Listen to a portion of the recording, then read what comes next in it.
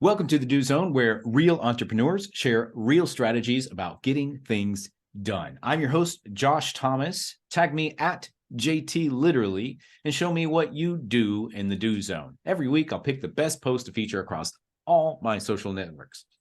This podcast is brought to you by Factor One. If you're a six-figure entrepreneur who's looking to hit 7 this year, there are 3 key shifts that you need to make right now in order for it to be possible.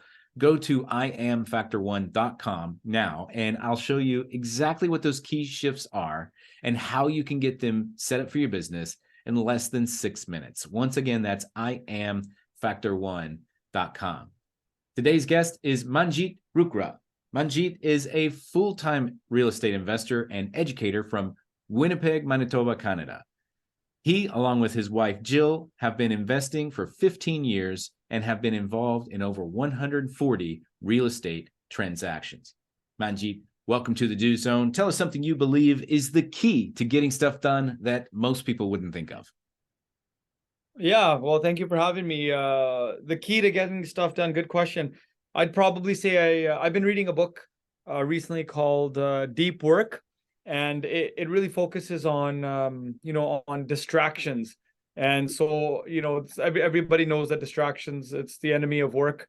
And so what I've been finding is really two things: being clear about what you want to get done in that day or month, quarter, and then the other flip side, putting distractions away so you can focus on one key thing at a time, or one task or one project, without having to multitask, which is kind of what most people do.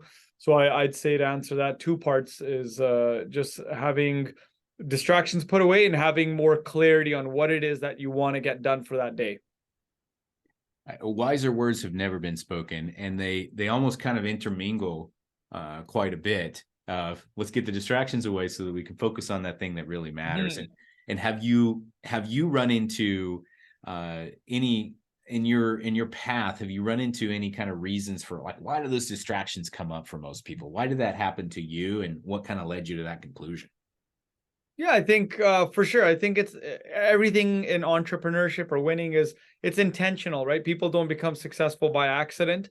So it's doing those little things, like knowing that there are distractions. So I'd say just being aware of that, like where your email's open on your tab, or your social media is on, your apps are on your phone, and things are pinging you, you're getting notifications, nothing's really turned off when you should be working, focusing. So just being aware of those and knowing that they will distract you. So doing your best to either remove those things, or just be focused on your one tab and not have like your email where you're checking it multiple times a day, which is everything I've learned to get better at myself, and that's why I'm sharing it. So yeah, I think that's a huge part of it, is knowing. If you don't know what you're looking for, like, it's going to be very hard to change it, or overcome that obstacle. Yeah, well said. And really, about the notifications and the dings and the tabs and all that stuff, it really adds up over time, doesn't it? I mean, Oh yeah. If for those of you who haven't seen, there's a documentary called The Social Dilemma. Have you seen it, Manjit? No, I've heard of it. It's really worth a watch, if not, if only for one line in the entire thing. And it's basically, it says that on the other side of this box, your cell phone or your tablet or computer or whatever, are all of the PhDs in the world, all of the supercomputers in the world, and all of the money in the world that is competing against you and this wad of goo that hasn't had a firmware upgrade in more than 2 million years. Who's gonna win? I love that. That's really good. And when I heard that, that's when it really clicked. The reason we're so distracted is because there is a vested interest in distracting us away from whatever other thing we were going to do, so that you can look at this ad and click here and send money to somebody. Yeah. That's what it's all about. And once you're aware of that, that's when you start realizing, like, oh gosh, I haven't gotten anything done because I've been checking my email for the last 2 hours or something. Just turn all the notifications off. You're probably going to survive. Stop watching the news. Exactly. Yeah, that's right. Oh, for sure. I love that. And so kind of transitioning into that next part about focus on what you really want to accomplish. I know that you and your wife have been focusing on accomplishing success in real estate investing. And so talk to me a little bit about how you ended up on that path. Yeah, for sure. So, we started investing. Well, I started investing first, before we got together, back in 2008. I was working as a financial planner then, right, like fresh out of college, and started learning about finances and debt and taxes. And then, one afternoon we had these real estate investors, property managers come through, and they did a presentation on the benefits of investing, of holding property, cash flow, all this stuff. And it just really spoke to me because I was already entrepreneur minded but didn't know anything about real estate. So that same year, I was 23, I bought my first 2 investment properties. And then just that was kind of the beginning. I got the ball rolling, and I did it part-time for the first maybe 5 years, and then eventually started getting more traction. And then I was able to leave that career to pursue this full time. And even in between that transition, I had a job as well. And so I did that for a bit, and then so now we've been doing it full time for 8 years. So that's how we got started. And then you spend all this time at a job for 8 hours a day. So once we got rid of that, again, distraction, we got rid of that, we had all this time to pursue real estate, and then we just doubled down on everything we knew. So you heard it here, folks. Your 8-hour-a-day job is a distraction. So quit now. Yeah, no, don't quit now. But it's you need it. So Yeah. use it, save up money, have a nest egg, and then obviously have a plan to get rid of it, because of course it is a distraction, but you do definitely need it to pay the bills in the meantime. Yeah, understood. And so having done more than 100 real estate transactions, what are some kind of key takeaways that you've been able to extract from all of that experience? I would say, well, lots of lessons. You definitely need to be learning from someone, right? If you want to speed up the process, you need to join a community, you need to join like a network, have some people that are in that business. In, say, for me, it was real estate, or for your audience, whatever niche they're in, you need to get around people that are successful, and you need to just, be around them to ask questions. And again, right, you've heard the success leaves clues. So that's super important as well. That's really helped us in the journey. And you don't have to repeat those same mistakes in your niche. Like for us, it was investing, because someone's probably already made those mistakes. Yeah, kind of learning from other people's mistakes, and going down the path that has already been created for you, versus a lot of times as entrepreneurs, and especially real estate investors, we want to kind of start on our own. We want to figure it all out. But I have a different perspective, and it ends up costing us a lot of time. Could you talk a little bit more about some shortcuts that somebody may be able to take? Yeah, definitely. Like if you're an entrepreneur, you're in the online space, or you want to start an Amazon store, or you want to get in real estate, I think joining a professional, like a training program, or a mentor, or getting a coach or a business coach, or whatever that looks like, from someone who's done it, but not just done it, but also been successful at it. That's going to help you collapse time frames, and where you're not going to burn a lot of energy and time and a lot of effort yourself, trying to figure out everything, all this entrepreneurship stuff all by yourself. You're not trying to figure it out. You're just going to somebody who has maybe a clear path and can help guide you. That's going to help you not just save time and energy, but just a lot of headache.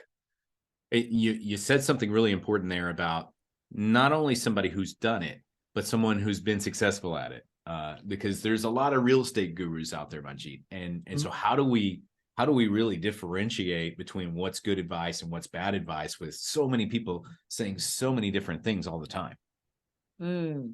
I think for sure. I think one big thing is definitely like social proof, and really knowing who you're talking to, doing the proper due diligence on them, going to their clients, people they've worked for, and getting feedback from them, what worked well in the program or training, what was good, what wasn't good, how could it have been better. And so just getting that information, so you're talking to a credible person, because yeah, there are a lot of people out there and offering a lot of stuff and some crazy stuff. So you definitely want to know who you're talking to. But again, like doing the proper due diligence, just like when we buy a house, we want to know the numbers. We want to know the past history of the property, the past sales history. What is it going for? What could it go for? So we're looking into that. We're collecting our due diligence before we make a decision to write an offer, or for your audience, before you make a decision to work with somebody, you got to know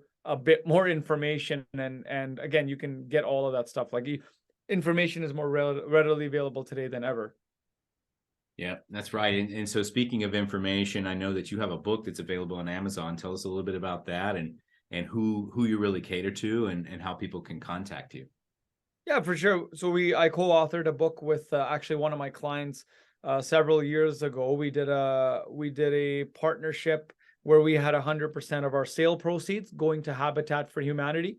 So that was really great. The book was called Flip This: Real Estate Investment Strategies of the New Rich. So we did that. It was great. And, just it talked about my journey at that time was flipping houses, because that's kind of where I started in that niche, was fix and sell, buy, fix, sell. And we're more on the hold side now. So it's been great. All of our real estate is bought with none of our own money. Sometimes even credit. So that's kind of our specialty. We find investors, we find the deal, we partner up and kind of create those win-win relationships. And then also a few years ago, we started actually teaching some of the fundamentals that have worked for us over the last 15, 16 years. And we created a training platform where now we show other investors on how to do the same. And again, by avoiding those pitfalls that we made, like a lot of those mistakes that we made early on when we didn't really have guidance. So it's been great. If your viewers are interested, you can take a look at our YouTube channel, Prosper Path, or you can go to prosperpath.com. And just to hear a little bit more about our story, some of our students we've worked with, and whether your viewers want to get into buying property, holding it, renovating it, selling it, basically making money in real estate investing, they can reach out to us online, and we'd be happy to discuss how what we're doing in real estate might actually work for them, especially if they're looking to diversify and they're already an entrepreneur. And is this for people who are investing in the United States or Canada or both, or anywhere? Yeah, both actually. Okay.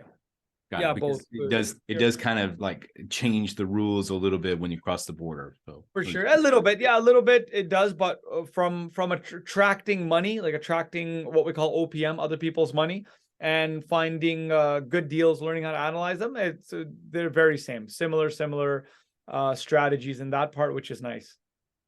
Awesome. Thank you so much for that. So we're going to wrap from here. Thanks so much for our guest, Manjeet Rukra, for joining us and sharing some wisdom about how he gets stuff done. You can connect with him by going to prosperpath.com to learn more about investing in real estate. If you listen to us on your morning commute or workout, or you're out in the field somewhere, be sure to snap a selfie and tag me at JT Literally. Tell me what you do in the do zone. Also, if you're ready to break that 7-figure barrier with your business, but you know what got you here ain't going to get you there, we can help. Go to IamFactor1.com now, and let's see how much impact we can make in less than 6 minutes. Know this: you are Factor One for your own success. Now let's get to work.